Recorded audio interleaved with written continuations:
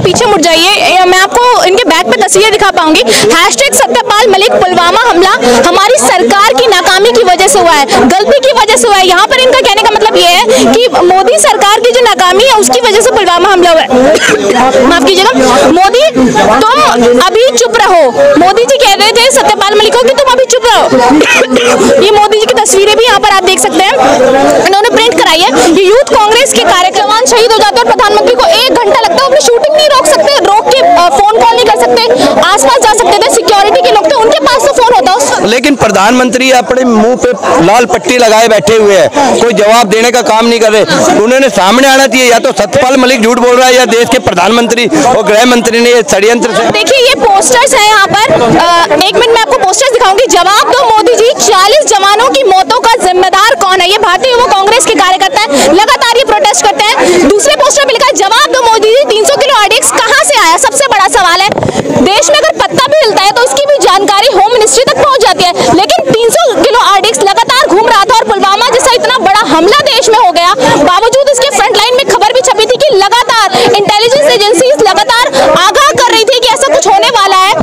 कभी भी इतने जवान जो है वो कभी भी सड़कों से नहीं गुजरते, हमेशा उन्हें एयरक्राफ्ट मुहैया कराया जाता है, लेकिन नहीं मुहैया कराया गया। देखिए आपके प्रश्न में ही आपका जवाब है, ये 1 नंबर का नकारा निकम्मा देश का प्रधानमंत्री बन गया, अनपढ़, जिसे बिल्कुल देश नहीं चलाना आता, सिर्फ और सिर्फ अपने सूट बूट, अपने लाली लिपस्टिक, अपने काजल, इन्हीं सब चीजों में ये उलझा रहता है। अपने 10 करोड़ के सूट में इसने देश को बिल्कुल कंगाली के उस पे लाकर छोड़ दिया है। शहीदों के लिए वो 24-24 घंटे, 18-18 घंटे दिन रात जागकर देश की सेवा करने वाला प्रधानमंत्री 5 एयरक्राफ्ट नहीं अवेलेबल करवा पाया देश की सेना को। शर्म आनी चाहिए ऐसी सरकार को।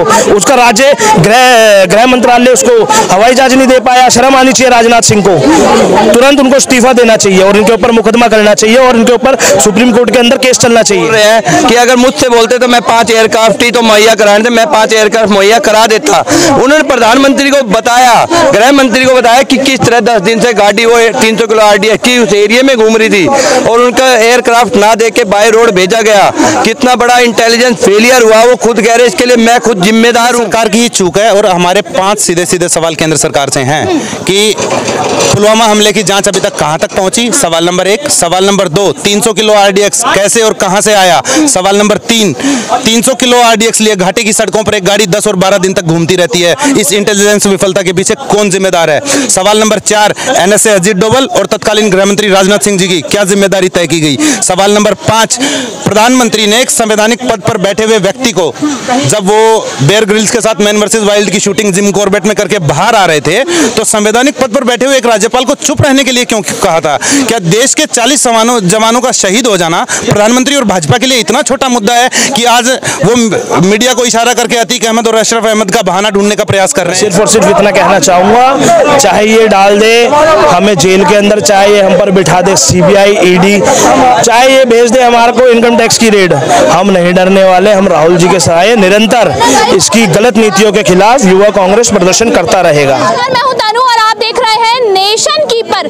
जो पुलवामा हमला हुआ था उसके महज 4 साल बाद सत्यपाल मलिक ने एक बड़ा खुलासा किया है और वो खुलासा ये है कि जब उन्होंने नरेंद्र मोदी जी से पुलवामा हमले में अपने पार्टी की चूक बताई तो नरेंद्र मोदी ने चुप रहने को कहा। क्या लग रहा है सर, नरेंद्र मोदी जी ने चुप रहने को कहा होगा या वाकई सत्यपाल मलिक जी को कोई पद नहीं मिला, इस वजह से वो इस तरीके के बयानबाजी दे रहे हैं? देखिए मैं आपको बताऊं, पद नहीं मिला वो सत्यपाल मलिक जी जाने, जबकि वो गवर्नर रहे हैं। ऐसा नहीं है कि उनके पास कोई पद नहीं है। मैं आपको बताना चाहूंगा, सत्यपाल मलिक जी द्वारा देश के प्रधानमंत्री की हकीकत को बयां करा गया है देश के सामने। देश के प्रधानमंत्री की जो नीयत है उसमें खोट है और वो सत्यपाल मलिक जी ने हकीकत बयां करके देश को बता दिया है। देखिए 300 किलो RDX सत्यपाल मलिक जी द्वारा हमें पता लगा कि 300 किलो RDX जम्मू कश्मीर की सड़कों पर डोल रहा था, घूम रहा था। इंटेलिजेंस द्वारा ये सूचना प्राप्त थी, उसके बावजूद कोई कार्रवाई क्यों नहीं की गई? कनेक्टिंग रोड्स थे, कनेक्टिंग रोड्स को ब्लॉक क्यों नहीं करा गया? वहां पर कोई घेराबंदी क्यों नहीं थी? इतना बड़ा कॉन्वॉय कभी नहीं निकलता। CRPF को एयरक्राफ्ट क्यों नहीं दिए गए? नरेंद्र मोदी जी खुद अपने लिए तो इतना आलीशान एयरक्राफ्ट मंगाए हैं, देश की सेना के लिए क्यों नहीं इन्होंने 5 एयरक्राफ्ट का देश, वैसे तो वो कहते हैं 5 ट्रिलियन पता नहीं कितनी मिलियन जिलियन इकोनॉमी हमारे देश की बन चुकी है। तो देश के लिए मतलब शहीदों के लिए वो 24-24 घंटे 18-18 घंटे दिन रात जागकर देश की सेवा करने वाला प्रधानमंत्री 5 एयरक्राफ्ट नहीं अवेलेबल करवा पाया देश की सेना को। शर्म आनी चाहिए ऐसी सरकार को। उसका राज्य गृह मंत्रालय उसको हवाई जहाज नहीं दे पाया। शर्म आनी चाहिए राजनाथ सिंह को। तुरंत उनको इस्तीफा देना चाहिए और इनके ऊपर मुकदमा करना चाहिए और इनके ऊपर सुप्रीम कोर्ट के अंदर केस चलना चाहिए। एक बार आप पीछे मुड़ जाइए, मैं आपको इनके बैक पे तस्वीरें दिखा पाऊंगी। #सत्यपाल मलिक पुलवामा हमला हमारी सरकार की नाकामी की वजह से हुआ है, गलती की वजह से हुआ है। यहाँ पर इनका कहने का मतलब ये है कि मोदी सरकार की जो नाकामी है उसकी वजह से पुलवामा हमला हुआ है। माफ कीजिएगा, मोदी तुम अभी चुप रहो। मोदी जी कह रहे थे सत्यपाल मलिक को कि तुम अभी चुप रहो। ये मोदी जी की तस्वीरें भी यहाँ पर आप देख सकते हैं, इन्होंने प्रिंट कराई है। ये यूथ कांग्रेस के कार्यकर्ता है और लगातार, एक बार सर सीधे हो जाइए, यूथ कांग्रेस के कार्यकर्ता है और लगातार ये नरेंद्र मोदी पर सवाल उठा रहे हैं। क्या लग रहा है सर, नरेंद्र मोदी जी उस टाइम पुलवामा हमला जब हुआ था तो 1 घंटे बाद सत्यपाल मलिक को कॉल करते हैं और वो कहते हैं कि मेरे आसपास टेलीफोन करने के लिए कोई साधन नहीं था कि मैं शूट पे था। बिल्कुल ठीक कह रहे हैं, बिकॉज कॉर्बेट के अंदर नेटवर्क नहीं आते, नेटवर्क्स वहाँ नहीं रहते, वहाँ टावर नहीं है। और हमारे देश के प्रधानमंत्री यानी कि मोडानी जी वहाँ बेयर ग्रिल्स के साथ में शूट करने में, वो क्या कहते हैं मैन वर्सेस वाइल्ड के अंदर एपिसोड अपनी प्रचार करने के अंदर, अपनी लोकप्रियता बढ़ाने के लिए शूट करने में बिजी थे। तो इसलिए हो सकता है उनके पास में वहाँ उस टाइम कनेक्टिंग फोन ना हो। और वैसे खैर क्या कहते हैं प्रधानमंत्री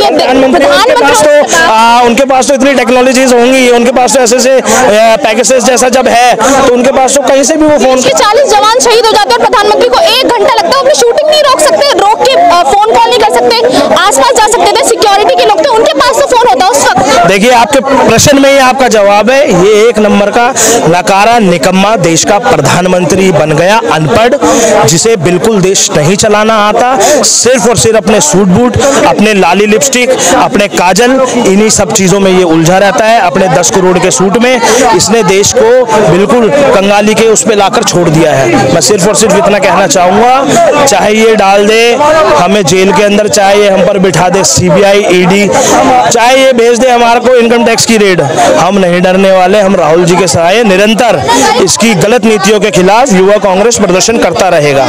राज्यपाल थे सत्यपाल मलिक जी जम्मू कश्मीर के, तब उन्होंने इस पर आवाज नहीं उठाई, तब उन्होंने बयान नहीं दिया। तो क्या जब राज्यपाल नहीं रह गए तब बयान देना जरूरी समझते हैं वो? क्या आप मानते नहीं कि इसमें सत्यपाल मलिक जी की भी गलती है? वो उस वक्त बयान दे देते तो शायद इस मामले पर कार्रवाई होती। मैं बिल्कुल आपकी बात से कहीं कहीं सहमत हूँ, पर इस बात का मैं ये कहते हुए खंडन करूँगा क्योंकि वे स्वयं अपनी बातों में कह चुके हैं और स्वीकार भी चुके हैं कि हम अगर CRPF मुझसे यानी कि गवर्नर रहते मुझसे अगर एयरक्राफ्ट मांगती तो मैं चाहे कैसे भी करके उनको अवेलेबल करवाता। धन्यवाद। तो आप देखिए ये पोस्टर्स हैं यहाँ पर, 1 मिनट में आपको पोस्टर्स दिखाऊंगी। जवाब दो मोदी जी, 40 जवानों की मौतों का जिम्मेदार कौन है? ये भारतीय युवा कांग्रेस के कार्यकर्ता है, लगातार ये प्रोटेस्ट करते हैं। दूसरे पोस्टर पे लिखा है जवाब दो मोदी जी, 300 किलो RDX कहां से आया? सबसे बड़ा सवाल है।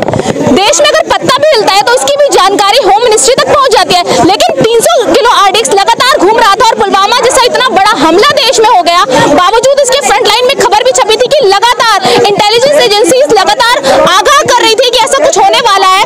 कभी भी इतने जवान जो है वो कभी भी सड़कों से नहीं गुजरते, हमेशा उन्हें एयरक्राफ्ट मुहैया कराया जाता है, लेकिन नहीं मुहैया कराया गया। क्या लग रहा है सर, अगर एयरक्राफ्ट दे दिया जाता तो शायद आज ये हमला ना होता? खुद राज्यपाल, अच्छा ठीक है, खुद राज्यपाल इस बात को बोल रहे हैं कि अगर मुझसे बोलते तो मैं 5 एयरक्राफ्ट ही तो मुहैया कराने थे, मैं 5 एयरक्राफ्ट मुहैया करा देता।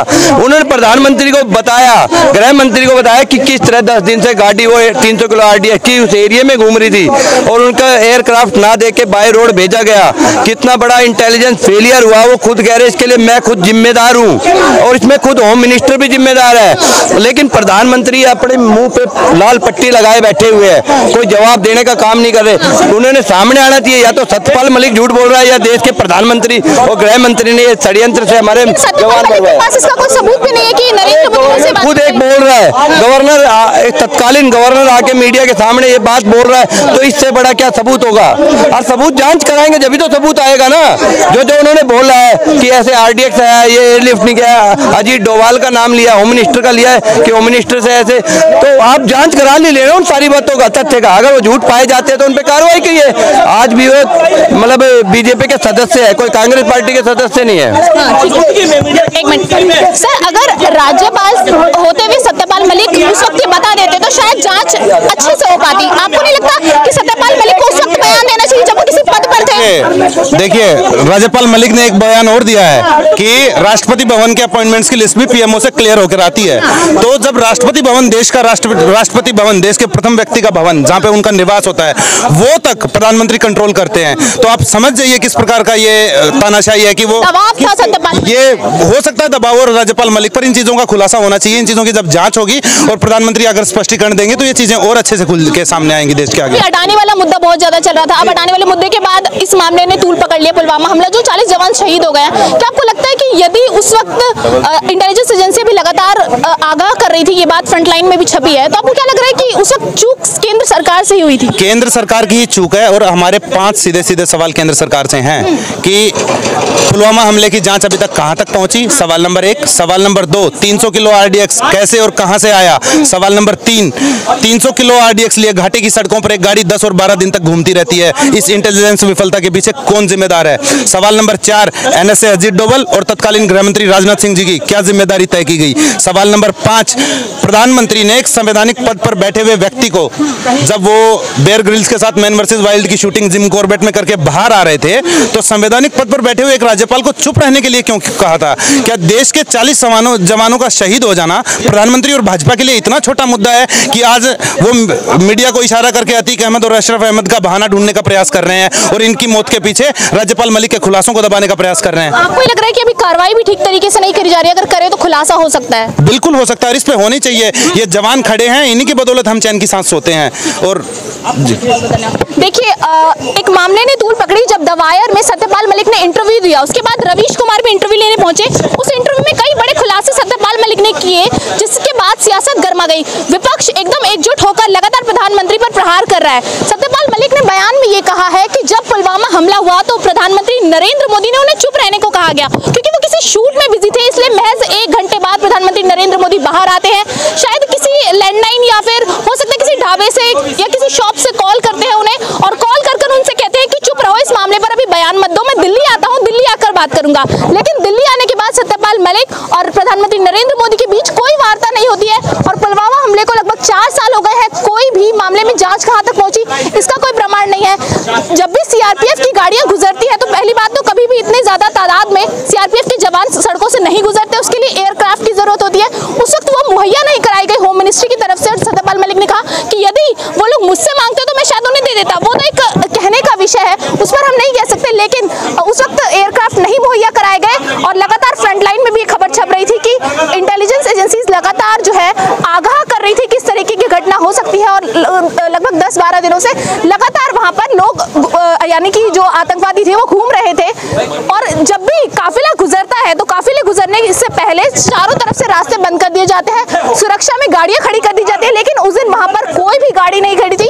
इसका भी खुलासा सत्यपाल मलिक ने किया। तो एक बहुत बड़ा सवाल आज ये खड़ा हो जाता है कि 2019 के बाद महज 4 साल बाद सत्यपाल मलिक इस तरीके की बयानबाजी क्यों कर रहे हैं? क्या ये पब्लिसिटी के लिए? क्योंकि भारतीय जनता पार्टी लगातार ये कह रही है कि पब्लिसिटी के लिए, लेकिन दूसरी तरफ सवाल ये भी है कि पुलवामा हमले में जो हुआ उसकी जांच कहां तक जरूरी है, क्योंकि देश के 40 जवान शहीद हो गए हैं। उन 40 जवानों की शहीदी पर सवाल आज उठ रहा है कि क्या ये केंद्र सरकार की चूक थी, क्या ये प्रधानमंत्री नरेंद्र मोदी की सरकार की चूक थी, होम मिनिस्ट्री की चूक थी? आखिर कौन रिस्पॉन्सिबल उन 40 लोगों की शहीद के लिए? तो ऐसी वीडियो में रहिए मेरे साथ, मैं तनु, नेशन कीपर से।